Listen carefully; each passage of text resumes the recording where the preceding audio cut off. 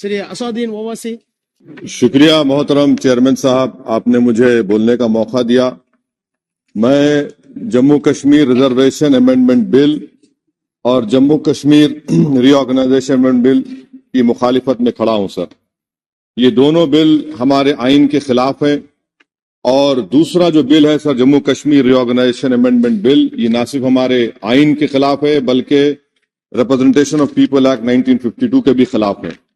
سر یہاں پر کیونکہ وقت بہت کم ہے، میں اس کم وقت میں اس ایوان کے سامنے اس بات کو رکھنا ضروری سمجھتا ہوں کہ جس میں کہا گیا کہ ڈسپلیس پرسن کا جو ڈیفینیشن دیا گیا ہے، اس میں حکومت سے جاننا چاہتا ہوں کہ کیا یہ بات سچ نہیں ہے کہ 1989 میں کارن میں، کرنا میں، پونچھ میں، رجوری میں جب فوج ہماری وہاں پر گئی تھی تو 28 گاؤں کے لوگ ہماری وطن عزیز کی سرزمین چھوڑ کر پڑوسی ملک میں چلے گئے، اور آج تک 2001 کا سینسس، 2011 کا سینسس یہ کہتا ہے کہ ان انہیبیٹیڈ گاؤں ہیں.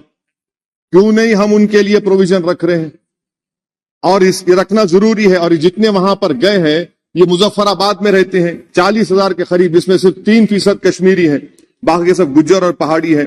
انہوں نے ہماری فوج کو زمین دی اور آپ ان کو بھول رہے ہیں، اور صرف انہی لوگوں کے لیے پروویژن رکھ رہے ہیں جو ان کو آپ نظر انداز کر رہے ہیں. دوسری بات یہ ہے سر کہ آپ نامینیشن کریں گے، نامزد کریں گے. کون نامزد کرے گا؟ ایک عوام کی منتخب شدہ حکومت کی سفارش پر ایل جی نامینیٹ کرے گا، نامزد کرے گا، یا پھر دلی سے نامزد کریں گے؟ تو آپ یہاں سے کنٹرول کر رہے ہیں. یہ تو آئین کے خلاف ہے. آپ تو جمہوریت کو سبورٹ کر رہے ہیں، عوام کا جو مینڈیٹ ہے، فیصلہ سبورٹ کرنے کی کوشش کر رہے ہیں.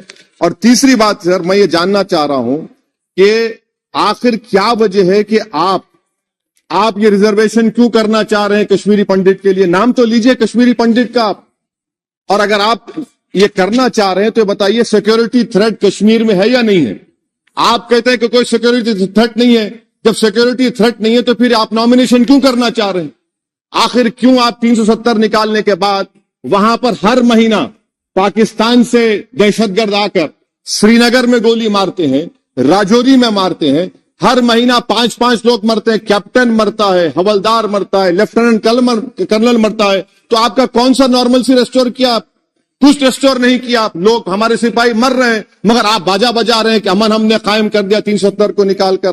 سر جموں کے ڈوگرا لوگوں کا بہت بڑا نقصان آپ نے کر دیا.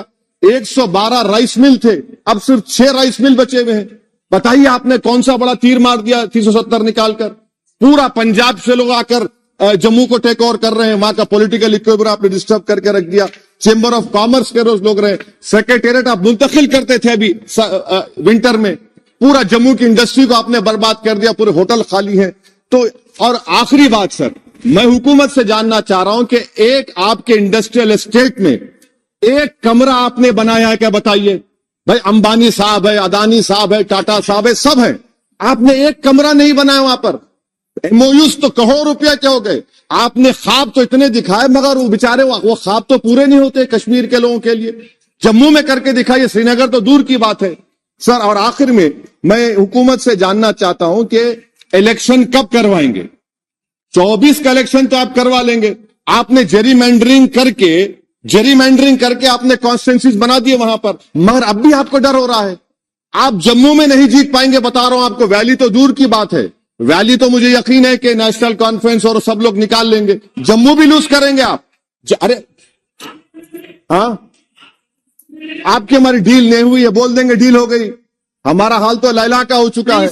ہم نہیں گئے سر، ہم نہیں گئے بھی تو آپ لوگ مدھیہ پردیش جیت گئے. کیسا جیتے میرے بغیر آپ مدھیہ پردیش؟ سر میں کنکلوڈ کر رہا ہوں، میں کنکلوڈ کر رہا ہوں سر. میں کنکلوڈ کر رہا سر.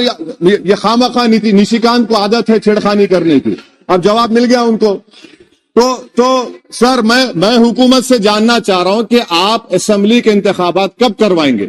اور آپ کیوں لداخ میں ان کو سیفٹی دے رہے ہیں؟ آپ نے 370 نکالا کیوں؟ لداخ کا الیکشن تو آپ ہار چکے ہیں وہاں پر لوکل باڈی کا. تو فوراً آپ انتخابات کروائیے تاکہ وہاں پر جمہوریت بحال ہو سکے. کب تک دلی سے حکومت کریں گے؟ اسی لیے میں دونوں بل کی مخالفت کرتا ہوں. شکریہ سر.